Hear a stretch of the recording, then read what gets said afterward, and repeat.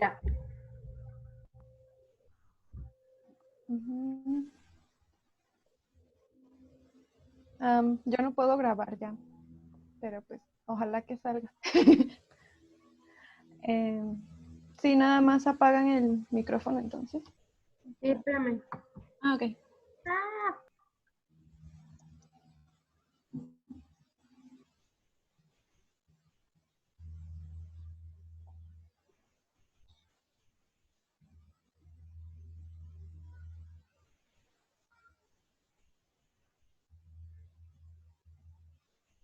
Muy buenos días. El día de hoy mis compañeras y yo les vamos a hablar acerca del racionalismo y la educación socialista. Nuestro equipo está conformado por Priscila, Yesenia, Alejandra y una servidora, Mindalay. Siguiente diapositiva. Sí, Ah, a continuación yo les voy a decir las definiciones del racionalismo y del socialismo. Comenzando por el racionalismo, del latín ratio, razón, fue propuesto por primera vez por un filósofo francés llamado René Descartes y se define como la tendencia que reconoce la razón como única fuente del auténtico conocimiento. Por lo contrario del empirismo, que reconoce la experiencia como el auténtico conocimiento. Los racionalistas veían el ideal de la ciencia en las matemáticas, que consideraban como una ciencia pura, ajena a la experiencia, como ya mencioné. El socialismo, por lo contrario, se dice que sus orígenes fueron, bueno, sus antecedentes son tan antiguos como la misma historia de la humanidad. Sin embargo, el término socialismo se estableció hasta el siglo XIX gracias a Karl Marx. Su definición es que es una doctrina política y económica que propugna la propiedad y la administración de los medios de producción por parte de las clases trabajadoras con el fin de lograr una organización de la sociedad en la cual exista una igualdad política, social y económica de todas las personas. Esto quiere decir que pues se buscaba sustituir la propiedad privada y hacerla una propiedad pública o colectiva, por así decirlo, y eliminar por completo las distinciones de clases sociales. ¿Podemos pasar a la siguiente, por favor?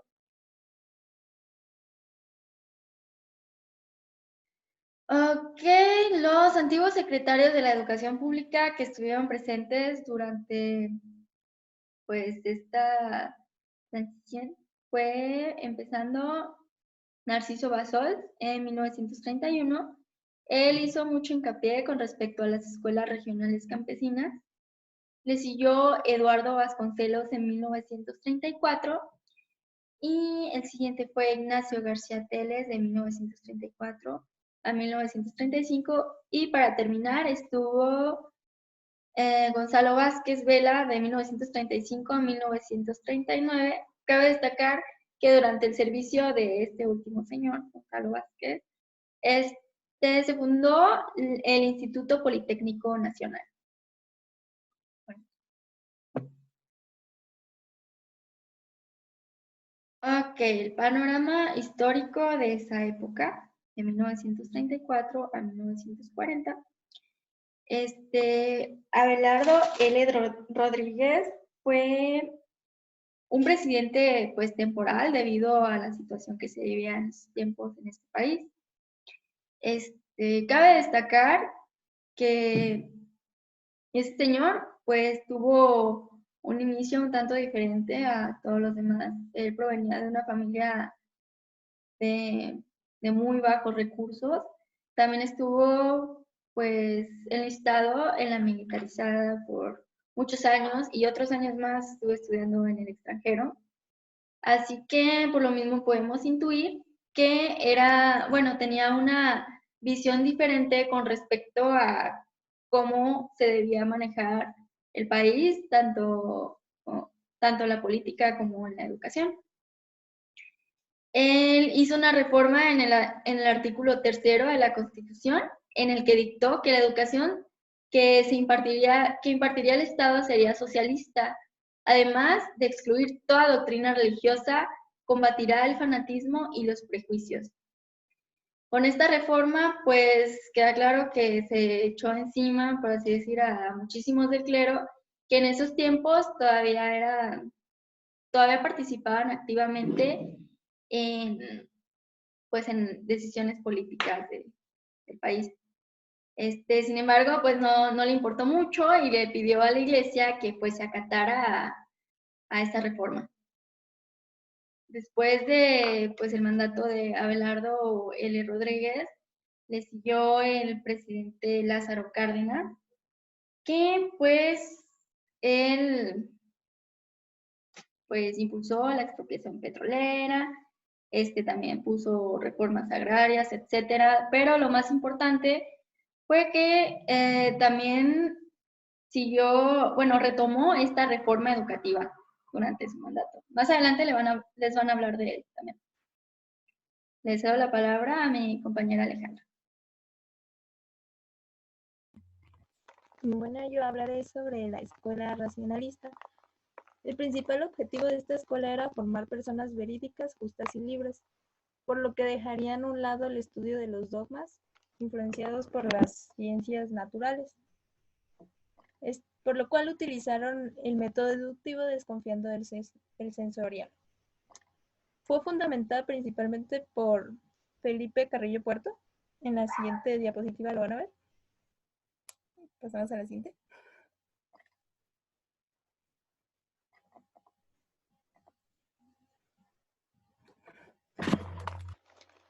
Esta fue fundamentada por Felipe Carrillo Puerto, que gracias a él logró que se implementaran en 1912 dentro de Yucatán, Tabasco y Veracruz. Esto fue un papel revolucionario, anticatólico, detallista, organizativo, productivo y humanitario.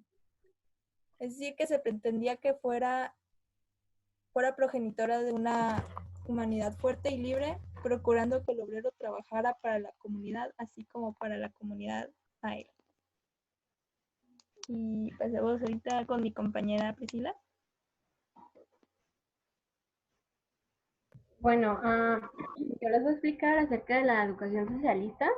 Esta es libre y laica y se creó en 1934 y pues se suponía que todos los hombres y bueno, todos los individuos de la sociedad valoraran lo hermoso y todo lo hermoso que les rodeara dentro de su país y lo que era producido por la humanidad.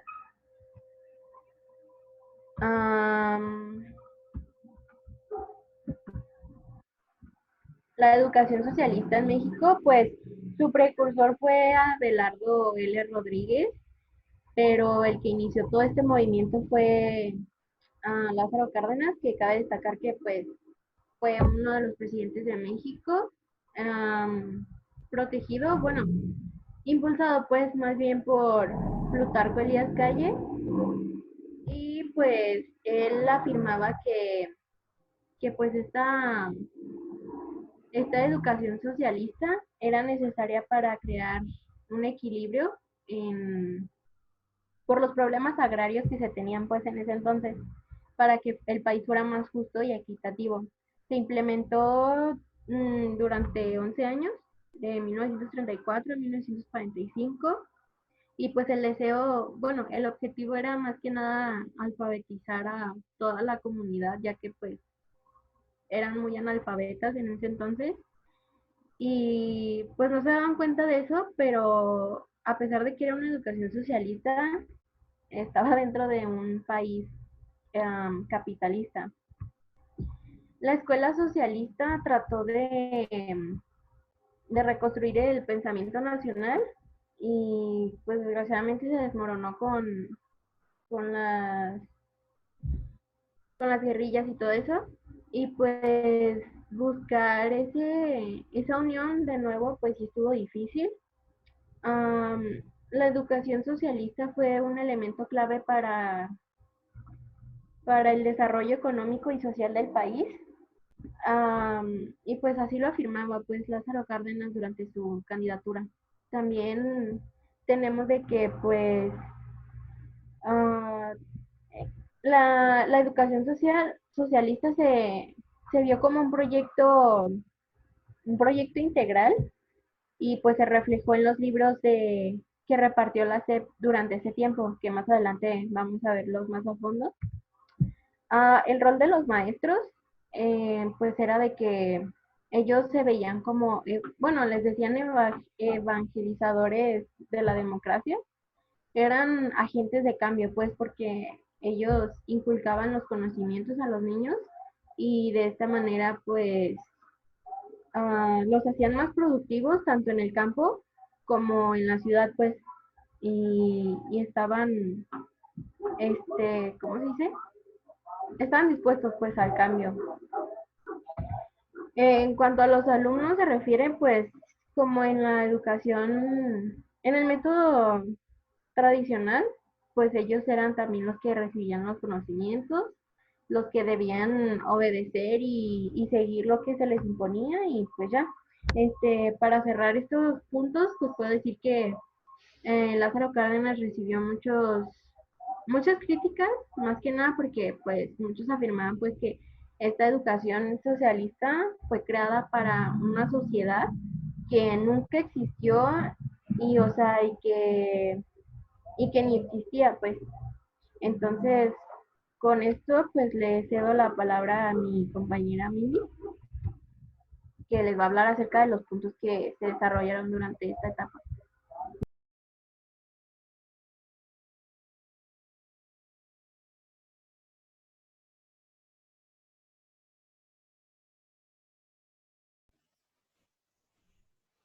Buenos días, pues a continuación yo les voy a hablar acerca de los puntos fundamentales que se trataron en esta época. Sobre todo era la ideología que se buscaba implementar en los niños.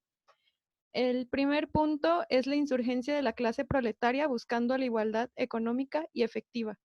¿Esto qué quiere decir? Al ser, bueno, como mi compañera Jess mencionó anteriormente, se buscaba una igualdad, aunque en realidad difícilmente se podría conseguir.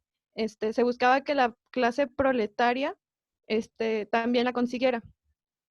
Por otra parte, el segundo punto es la creación de un nuevo Estado que pueda realizar la socialización progresiva de los medios de producción.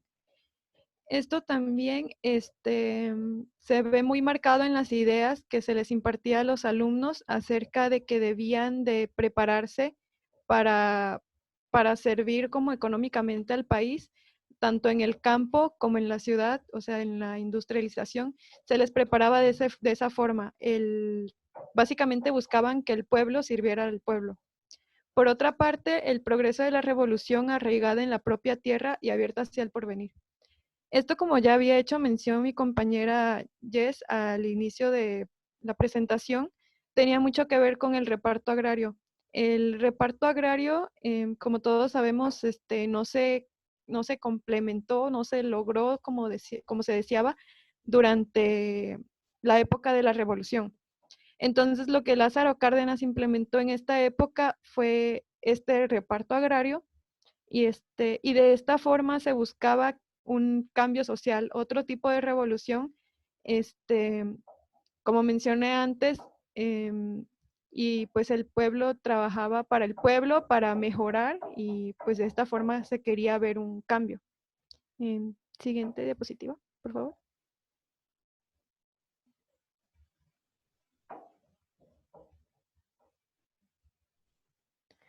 Por otra parte, en esta época les voy a hablar acerca de los documentos que se compartieron a los alumnos, sobre todo libros, para llevar a cabo esta ideología, para implementarla.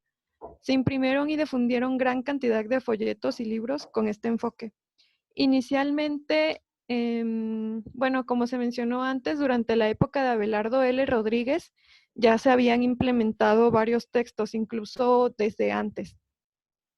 Sin embargo, los más reconocidos, entre los más reconocidos se encuentran los del abogado político, diplomático e historiador marxista Alfonso Tejas Sabre. Él tuvo 3 libros que fueron muy importantes. El El primero es el de Biografía de México, que fue publicado en 1933. El segundo, Breve Historia de México, en 1934. Y el tercero, Historia de México, en 1935. Cabe resaltar que el segundo, Breve Historia de México, se imprimieron 50,000 copias aproximadamente en esa época, ya que de los tres se podría decir que es uno de los más influyentes, debido a que trata de, bueno, de hecho aquí se presenta una cita textual del libro en la que dice que el sistema moderno de producción crea las relaciones de carácter capitalista, evolucionando del mundo burgués al alto capitalismo. Básicamente aquí se narra lo que, la ideología que estaba presente en esa época y también un poco antes de que, de que comenzara la época cardenista. La siguiente diapositiva, por favor. Ok. El siguiente libro que también tuvo muchísima influencia es de Rafael Ramos Pedrosa. Se llama La lucha de clases a través de la historia de México. Este libro no solamente tuvo influencia, ya que modificó, bueno, más bien basándonos en este autor, se modificaron los planes de estudio para la preparación de los maestros. También se usaron sus tesis y pues existieron esas modificaciones y se implementaron muchas materias basándose en la información que contenían estos libros. A partir de ello surgen las materias como Historia General, Historia de México, Civismo, Historia del Movimiento Obrero, Derecho Obrero y Agrario, Filosofía Marxista, Economía Social y Problemas Sociales de México. Además de eso, también tuvo influencia porque en este libro se resumía básicamente el desarrollo histórico del país hasta la época cardenista y se trataba la profundización de la revolución democrático-burguesa. Siguiente diapositiva, por favor. Por otra parte, aquí se pueden mostrar los libros distribuidos durante el cardenismo para la primaria, que son los que se encuentran a la derecha de la pantalla, Simiente y Serie C. Sin embargo, aquí se muestra una comparación con los que se distribuían antes de esta época. ¿Por qué? Porque la diferencia era muy, muy clara. Del lado izquierdo de la pantalla podemos ver Rosas de la Infancia, que eran libros, era un libro de lecturas en el que se trataba acerca de la escala de valores centrados en la obediencia y el conservadurismo social. Esto quiere decir que se trataba todo desde el aspecto religioso, básicamente. Se les enseñaba a los niños que no debían mentir, no debían cometer pecados, básicamente, ya que serían castigados por Dios. Tenía un gran impacto religioso. Por otra parte, los niños no se representaban como realmente eran. Estaba enfocado solamente prácticamente para la parte burguesa de la población. Ya que se mostraban niños rubios de ojos azules y pues realmente no representaban a la mayoría del pueblo mexicano. Por otra parte está la serie Simiente y la serie C, que está contrario a la otra, representaba a los niños de manera más, se podría decir, exacta, pero también tenía sus detalles, ¿no? Buscaba representar a los niños como agentes futuros de cambio, inconformes y educados para combatir el capitalismo. Sin embargo, como ya anteriormente había mencionado mi compañera Pris, esto no estaba realmente enfocado en la realidad de México. O sea, mostraba a los niños como se quería que fueran, pero es algo que nunca se logró. Además de que caricaturizaban de forma exagerada a la religión. O sea, se mostraban imágenes como de resignación ante la justicia social y pobreza. También se buscaba mostrar como que la religión estaba siempre de parte del patrón y cosas así, de cierta forma buscaba poner en contra desde niños buscaba poner en contra a los niños contra este sistema desde pequeños. Y bueno, ahí queda muy claro. Por otra parte, solamente me gustaría resaltar que en el libro de serie CEP de sexto grado hay una cita textual sacada de una lectura que se llama La guerra imperialista, donde dice que la guerra es el asesinato colectivo que los capitalistas fraguan para ahogar en sangre los justos anhelos de los oprimidos, que en la tierra luchan para conseguir un poco de pan, alguna libertad y la garantía de sus existencias. Creo que pues con eso queda en claro que lo que se pretendía, o sea, se pretendía instaurar el campo metiendo esa ideología en los niños y y pues eso era. Siguiente, por favor. Y bueno, ya finalmente, pues les daremos algunas conclusiones que hemos resumido en breves puntos. El primer punto es de que aunque la educación socialista sí tuvo gran impacto en su momento, porque como ya todos sabemos, tanto fue apoyada como rechazada principalmente por la Iglesia, no se puede negar que realmente sí generó cambios que beneficiaron al país, sobre todo al sector proletario que pues prácticamente anteriormente era muy ignorado y en esta época sí tuvo un avance. Además, después de este tipo de educación, se consideró extremista. Es claro que fue también gracias a la influencia de la Iglesia. Y el artículo 3º fue nuevamente modificado durante el siguiente sexenio. La educación se veía como con la capacidad de crear niños libres y justos y libres de prejuicios, eliminando el estudio dogmático por el de las ciencias. Es decir, que se enfocaban principalmente en que los niños se guiaran por un estudio fundamentado a un dogma creado. Bueno, y para cerrar estos puntos, pues el último sería de que pues Cárdenas siempre buscó implementar una educación laica, libre y gratuita y sobre todo obligatoria pues pública, incluyendo también a la comunidad indígena, a pesar de que pues como anteriormente se dijo en otras diapositivas, pues todo el clero estaba en contra de él por querer implementar una educación pues vista más desde el punto de la ciencia que desde la religión. Entonces, a pesar de todo eso, pues podemos admitir que él tiene mucho que ver pues en la creación de nuestra educación pues actualmente. Y pues ya, sería todo por nuestra parte y pues espero le guste, ¿verdad? Por último, hay que resaltar las referencias. Sí. Por último, aquí pues tenemos las referencias y pues son todas las que se usaron y por nuestra parte pues es todo.